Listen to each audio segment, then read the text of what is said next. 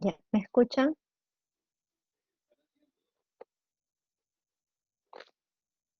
Hola. Sí, ya. El cáncer de colon es uno de los cánceres eh, más prevalentes perdón, en todo el mundo, y la excepción no es Perú, ¿no? Lo importante de la medicina, como ustedes sabrán, es la parte preventiva. Entonces, siempre lo primero es empezar el screening de manera temprana, sobre todo en poblaciones de riesgo, para evitar encontrarnos ya con neoplasias que son avanzadas, que son la mayoría de las neoplasias que nosotros diagnosticamos. Nosotros pocas veces diagnosticamos cáncer de colon temprano. Lo que siempre encontramos son avanzados, cuando ya están con metástasis. Este es el contenido que van a tener en la exposición de hoy. Como ustedes pueden ver, la prevalencia, fíjense, a nivel mundial es elevada y no exento está el Perú, ¿no? Hay una prevalencia desde el 2025 calculada que más de 50.000 personas van a tener este tipo de neoplasia. Ahora, hay muchos factores de riesgo involucrados, como tales son factores de riesgo que incrementan el riesgo de hacer la neoplasia o de presentar la neoplasia, más no precisamente porque tengas uno de ellos lo vas a tener, incrementa el riesgo. Tenemos los factores demográficos en los cuales están inmiscuidos aquellos que son varones, que son negros, que tienen más de 50 años y el patrón migratorio. El patrón migratorio se refiere a aquellas personas o población que viaja de zonas de menos prevalencia a zonas de más prevalencia. Se ha visto que en estas personas se ha visto elevada también la presencia de esta enfermedad. En cuanto a los factores biológicos, se dice que aquellas personas que tienen más de 50 años son más propensos a presentar adenomas, y si nosotros recordamos el ciclo adenoma-carcinoma es por donde empezamos, ¿no? ¿Alguien preguntó algo? No puedo ver.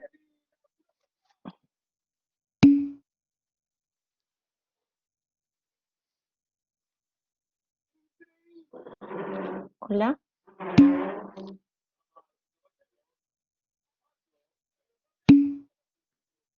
Sí se escucha, ¿cierto?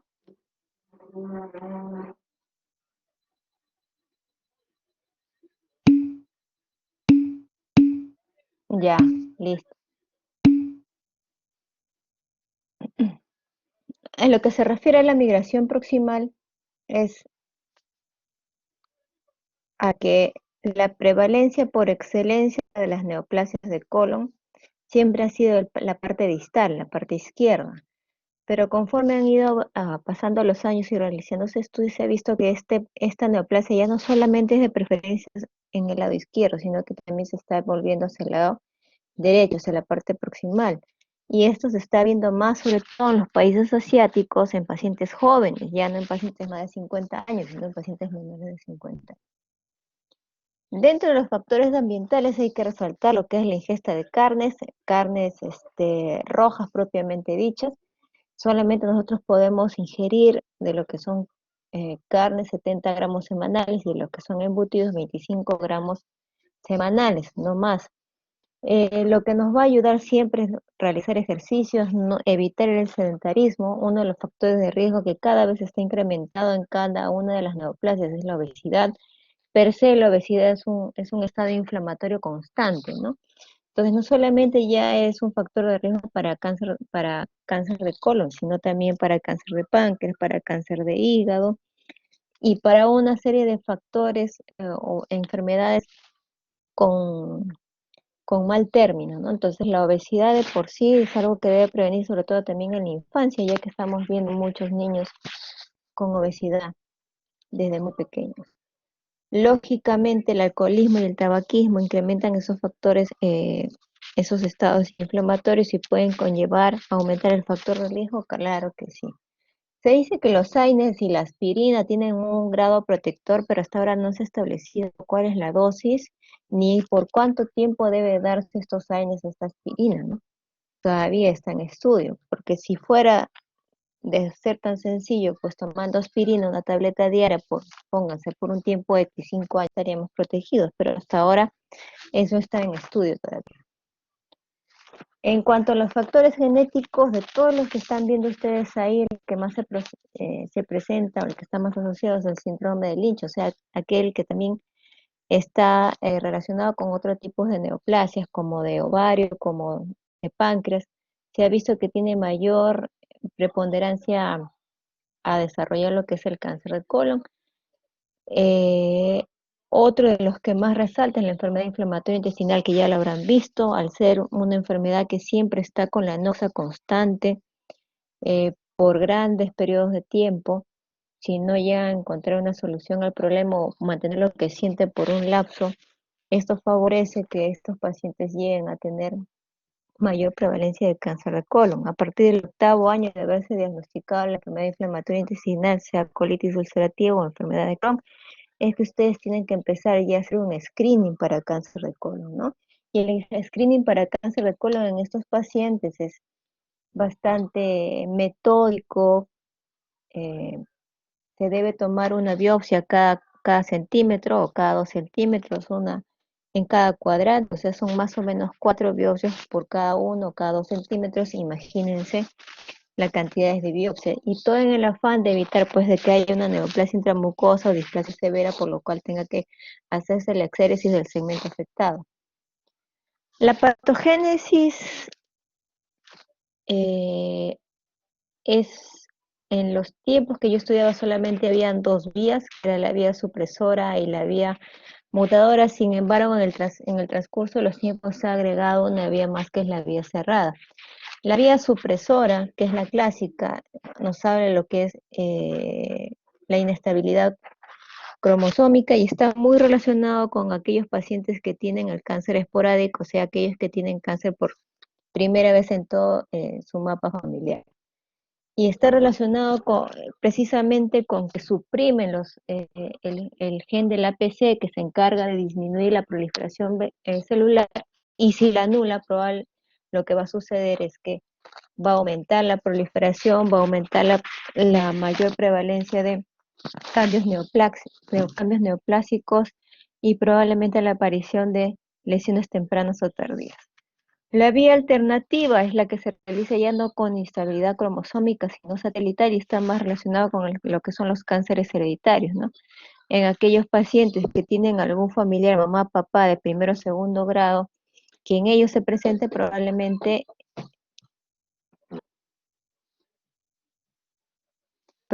sea por esa vía, ¿no? Y está más relacionado con los genes de los que se encargan de reparar aquellos daños que son crónicos, afectan precisamente esta vía.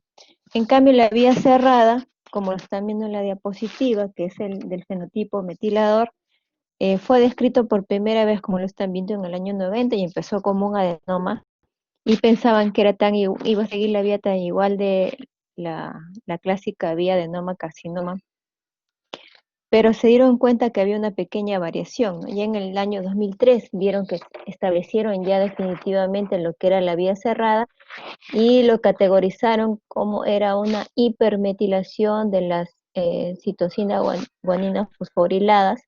La metilación no es mala, el incremento de la hipermetilación sí, porque causan daños en los genes. Un ratito.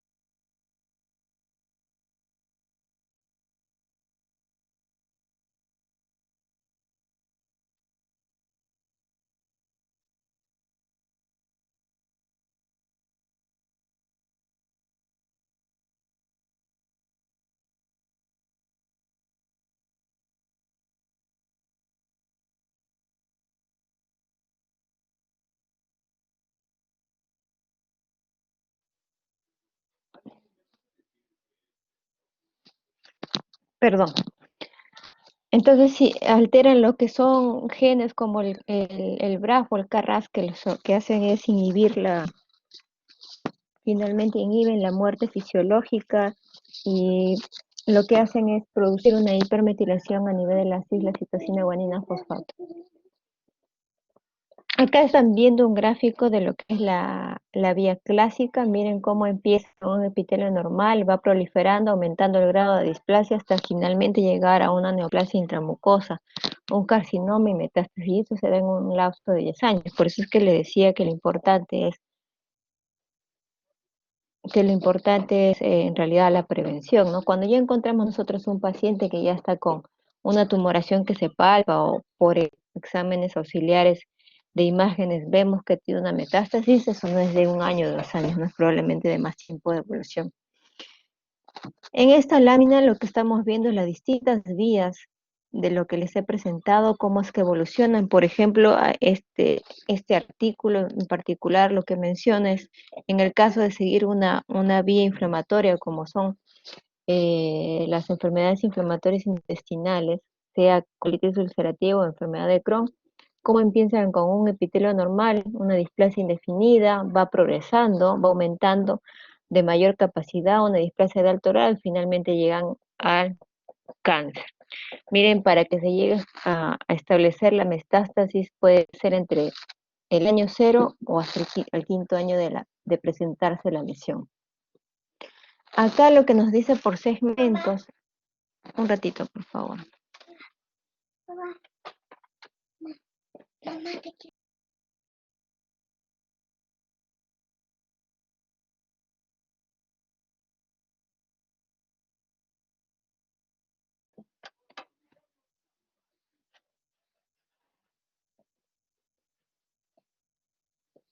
En esta lámina lo que nos dice, aparte de las vías clásicas que mayor pueden asentarse por segmentos, nos dice por segmento en el lado derecho, que generalmente son personas de mayor edad, de más de 50 años, de raza, que pueden ser blancos, negros y que está asociado con lo que es el síndrome de Lynch, mientras que en la parte distal está asociado más con lo que son pacientes jóvenes, de preferencia varones. Y en la parte del recto lo que nos dice es que está muy asociado, se ve mayormente en pacientes asiáticos y son neoplasias en pacientes jóvenes, ¿no? Menores de 50 años. Este es un gráfico o una lámina muy importante porque lo que nos refieren de la vía clásica de lo que era adenoma carcinoma, lo importante que nos dice es que debemos tomar en cuenta la histología y el tamaño. A mayor tamaño, mayor posibilidad de que ustedes puedan encontrar una neoplasia intramucosa o una displasia de alto grado. Y a menor tamaño será la inversa, ¿no? Menor posibilidad de encontrar displasia. En la histología lo que nos importa es ver el tipo, si es tubular, velloso o si es túbulo velloso mixto. Si bien es cierto, los túbulos vellosos son los menos frecuentes, pero son, sin embargo, los que pueden hacer mayor preponderancia, hacer malignizar a una neoplasia. Entonces, si nosotros tenemos velloso, túbulo velloso, tenemos que tener mucho cuidado y saber en qué momento eh, de que este paciente le hicimos el screening, a cuánto tiempo le haremos. Probablemente sea entre 3 o 5 años, ¿no? En cuanto al tipo de lesión histológica que podemos tener, la mayoría son adenocarcinomas y en su minoría pueden ser desde GIS, pueden ser metastásicos, carcinoides, hay una variedad sin fin, ¿no? Ahora, esto es importante porque cuando nosotros vamos a estadiar al paciente, nosotros tenemos que saber cuáles son los sitios hacia donde más le gusta viajar el cáncer de colon. Y uno de ellos es, como ustedes están viendo, hígado, que es lo que mayormente vamos a ver, generalmente suelen ser únicas, pulmón y finalmente hueso, y luego todo lo que ustedes puedan ver en la lámina, ¿no? Entonces, por lo tanto, cuando van a estadiar al paciente y van a solicitar ver si viajó de colon hacia otros lados, ustedes van a tener que pedir imágenes en las cuales se pueda ver hígado, pulmón y cerebro, ¿no? Por defecto ya van a estar las estructuras óseas en las ventanas que están solicitando. Pero esta lámina es para recordarles precisamente a dónde son los sitios donde más suele viajar el cáncer de colon. Ahora, como lo mencioné en la introducción, el cuadro clínico va a depender mucho de si es temprano o es tardío. Tan igual como ustedes han tocado el cáncer gástrico temprano, el early cancer, y han tocado ya el avanzado, se puede extrapolar hacia colon de la misma manera, ¿no? Cáncer de colon temprano no nos va a dar ningún tipo de síntoma, o probablemente alguna discreta molestia que no la percibimos, que solamente nosotros podemos hallar haciendo una colonoscopía por cualquier otro tipo de motivo, sino por el que nosotros estemos buscando, que es una neoplasia. El que sí nos va a dar síntomas es aquel que ya está avanzado, que hay una tumoración, que ya empieza a sangrar, esfacelar la superficie donde está instaurada la neoplasia, va a sentir dolor porque ya empieza a infiltrar todos lo que son los plexos neuronales que están al costado vecinos al colon. Entonces, conforme va avanzando la neoplasia, es que nos va a ir dando la presentación del cuadro clínico. Ahora, ¿cuál es el gol estándar? ¿Qué es lo que yo prefiero qué herramienta prefiero yo para poder diagnosticar el cáncer del colon? Es la colonoscopía. Es buena, bonita y barata, ¿no? Está accesible en todos los hospitales. Puedo yo ver en cuál es la ubicación, cuál es la forma, si es tenosa, no es tenosa, si sangra o no sangra. Puede aplicar algún tipo de terapéutica, dependiendo si esta es temprana, probablemente haga una disección endoscópica de su mucosa. Y es que la colonoscopía nos permite acceder fácilmente hacia el punto donde está el defecto. Siempre y cuando esto nos permita, porque probablemente en algunos casos haya eh, neoplasias que obstruyen más del 50, el 70% de la luz, en las cuales nos va a ser difícil pasar, y ahí tendremos que recurrir a otras técnicas, como por ejemplo una laparoscopía, laparotomía exploratoria, en la cual el cirujano pueda ir y detectar dónde está la lesión y sacar una biopsia en cuña, ¿no? Y ya para lo que es el estadiaje propiamente dicho, pues es la tomografía o la resonancia de abdomen. En el estadiaje nosotros vamos a preferir lo que es el sistema TNM, T de tumor, N de ganglios, N de metástasis, y dependiendo de en qué etapa de estos ítems les he mencionado, vamos a establecer una etapa clínica, un estadio clínico. Entonces, si nosotros tenemos que una etapa clínica 4 avanzada con múltiples metástasis, ustedes están viendo, y esto es algo que yo siempre les pregunto en su examen, la sobrevida a los 5 años es prácticamente muy cercana al cero, ¿no? 5%. Si nosotros lo detectamos en estadios clínicos tempranos, en estadio clínico 1, que es propiamente en aquellas neoplasias cáncer de colon temprano, pues la sobrevida a los 5 años será mucho mayor, 74%. Ahora, el tipo de tratamiento, una vez que ya nosotros diagnosticamos la neoplasia de colon, se pasa a estadiar, y eso ya se hace de manera conjunta con lo que es el oncólogo y el cirujano, ¿no? El oncólogo y el cirujano son los que van a definir si va a recibir tratamiento adyuvante o no adyuvante, por cuánto tiempo, en qué momento va a ser la intervención quirúrgica, de ser curativa, de ser paliativa. Eso se va a determinar a través de un manejo conjunto. Lo nuevo que se está haciendo desde hace más o menos 5 o 8 años es en el INEM, están dando tratamiento en aquellos pacientes que tienen estadio tardío, a partir del estadio 3, en el cual ven una lesión en el colon, una neoplasia en el colon con metástasis de preferencia única en el hígado, y lo que hacen es hacer una metasectomía, o sea, entrar primero en una cirugía, sacar ese pedazo de un, un trozo afectado del hígado con la metástasis, y posteriormente hacer una terapia adyuvante, y para después realizar en un segundo tiempo la exéresis de la neoplasia de colon. Se han visto que hay resultados, todavía está en estudio, porque tendrían que mejorar la sobrevida, que es a los 5 años de 5%. Como les digo, todavía está en estudio, pero es algo que se viene haciendo en el INEM, ¿no?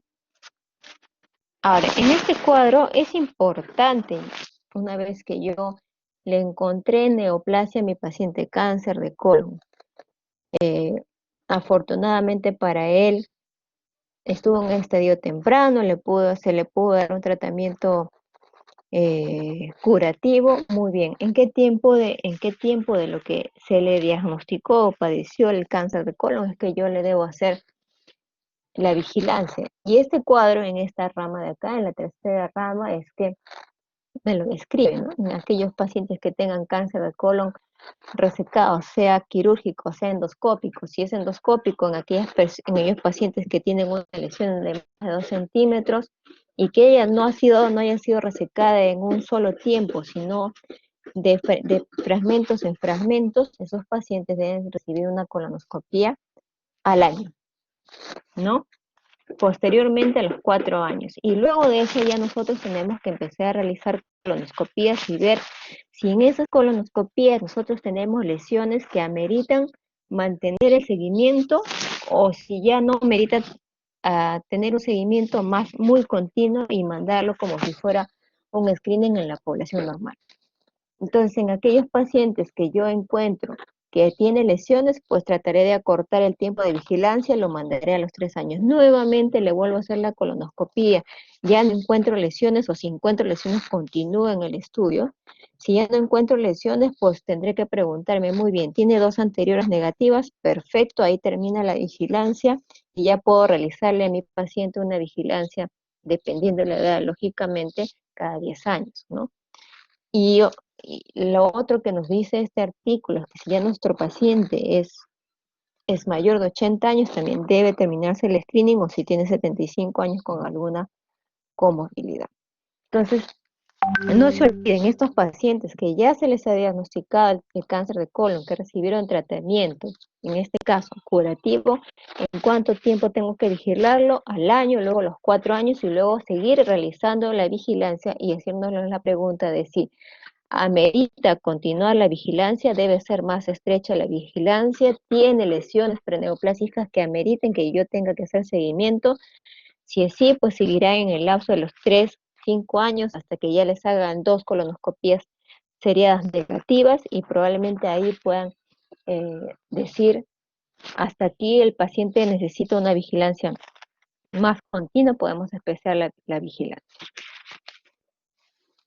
Y estas son los diferentes artículos que ustedes pueden revisar si tienen alguna duda o si tienen alguna inquietud y estudiar más a fondo lo que hemos tocado hoy día. ¿Tienen alguna pregunta, alguna duda, chicos?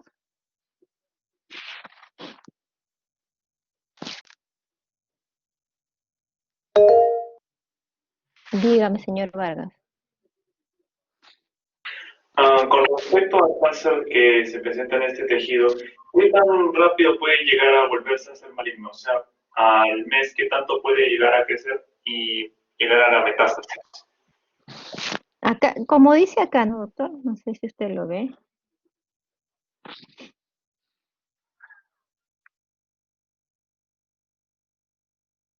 Miren, estas dos láminas es que usted puede verlo, ¿no? En el ciclo hay varios tipos. La patogenia ha ido cambiando en el lapso de los años, como les decía, en mis épocas, hace más de 15 años que yo estudié.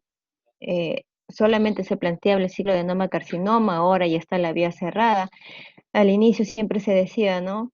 Empezaba con un epitelio normal, pequeños cambios displásicos y para que ya llegue a haber metástasis establecía 10 años. En posteriores estudios también se llega a ver más o menos en el lapso de 10, incluso algunos dependiendo de la vía que siguen puede ser entre 10 y 20 años, e incluso en algunos consideran que la metástasis puede iniciarse a partir del 5.º año.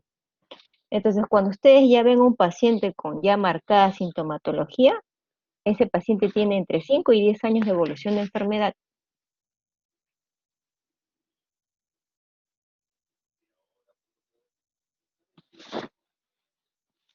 ¿Alguna otra pregunta?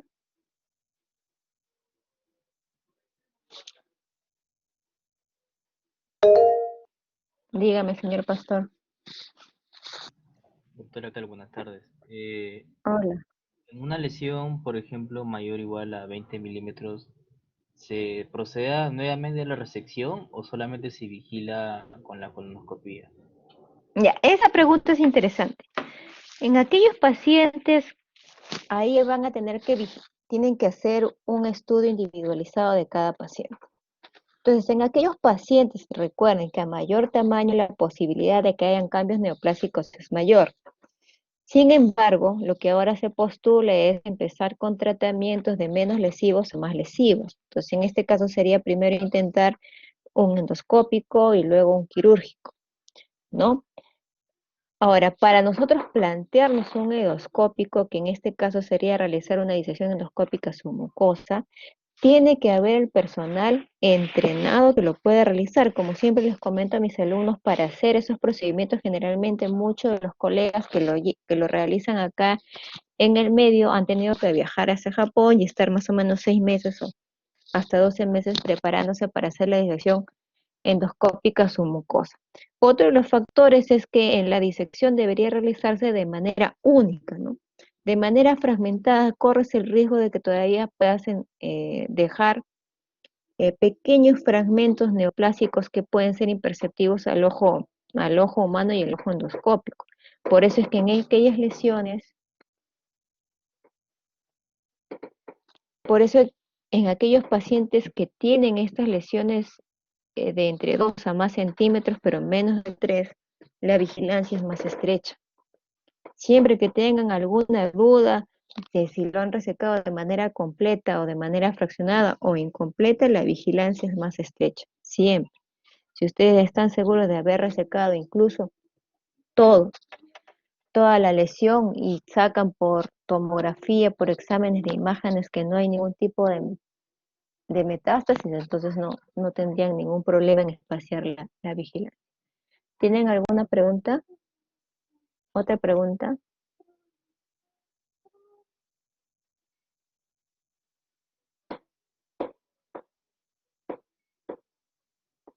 ¿Ninguna? Bueno, si han entendido completamente la clase, Disculpe, una éxito. consulta. Dime. En